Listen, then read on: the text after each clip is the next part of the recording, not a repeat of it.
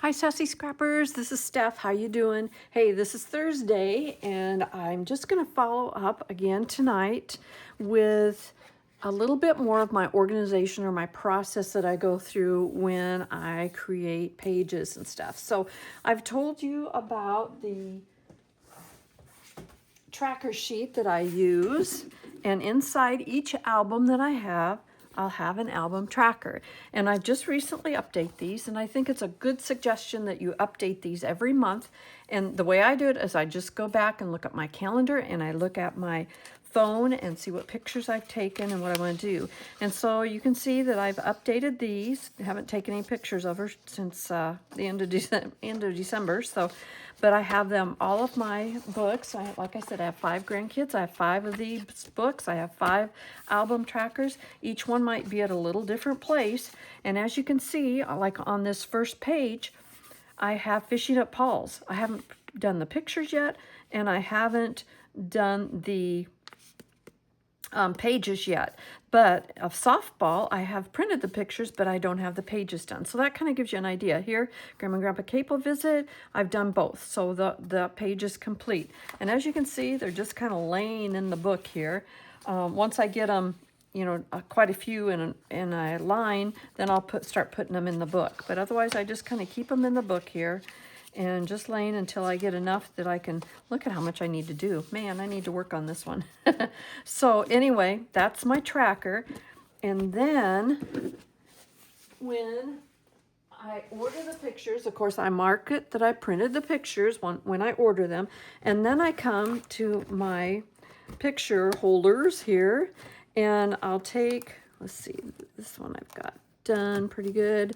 I have a sleeve of these for each one of the kids again, and these are the photo folders that I was telling you about the other day.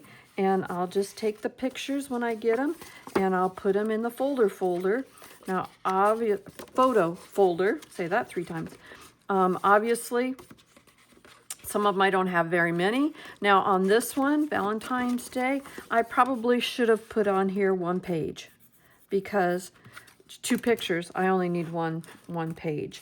Okay, so then I'll go back here maybe to school field trip. You know, again, how many pictures do I have? I just have like 3. So again, I could do that on 1 page. So I could just put 1 page here again. You can see where I've used this before. Always use pencil, then now I have to figure out where I went that, where I put that. Use pencil so that you can erase it. Oh my, where did I get that? Must have been right here. I've got them all dated, so you can see, you know, summer 2025, fall. So this one is football. And like this one, I have here, I have lots of pictures. Now, you can separate them out. You can really do the next step and put, okay, so these 3 or 4 pictures I'm going to put on this page. These few pictures I'm going to put on this page. Maybe I need a peekaboo pocket. You could even put that out here. And then these are all ready to go. And you know that, you know, this is going to take up a couple pages and I need a peekaboo pocket. So it's just really, really fun and easy to do. Halloween is, you know, it would be like the next one. And here I only have, what, 3 pictures. So again, I could put 1 page here.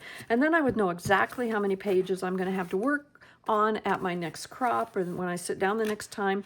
And if I decided to do some of these, I could know, or here, like I'll need 1 for this, I'll need 2 for this, 2 for this. So you can figure out exactly how many pages you're going to need to work on or can work on. Now, then, when I get started, say I'm going to do Valentine's next, okay? Well, since I do classes, you know, and teach classes and stuff, and I take a lot of classes from a lot of people. I take classes from Lauren Hines. I take classes from Melissa Allman. I take classes from the CM Sisters. I take classes from CCI, Creative Cafe International. So I take a lot of classes.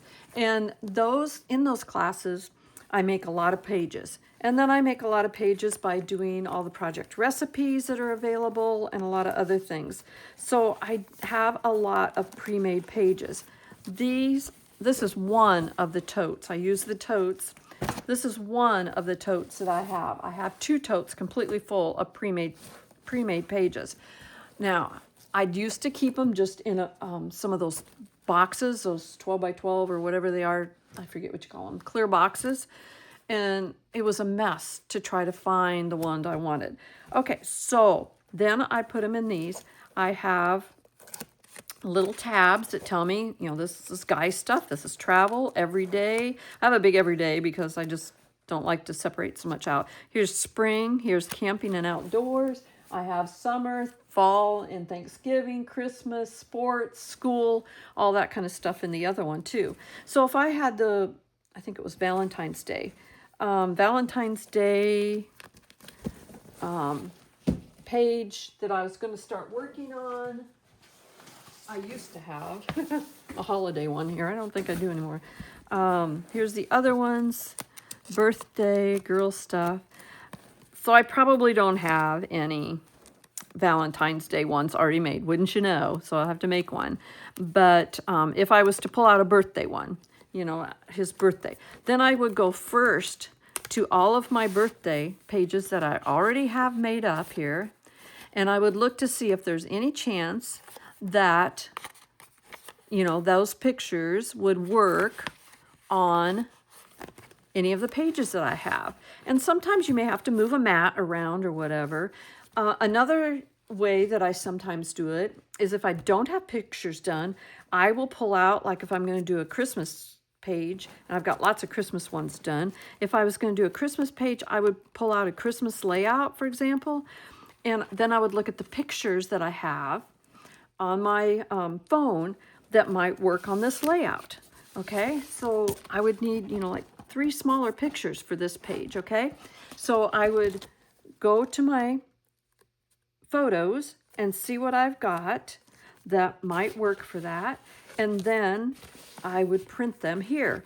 And again, remember when I talked about on your phone, you can change the orientation. You can change it from vertical to horizontal or vice versa. So I could make my pictures work for that page if I didn't already have them printed out. So just some ideas on getting those pictures on your pages, whether you have them made already or not. Another thing is if you have your pictures printed and you know how many pictures you have and you know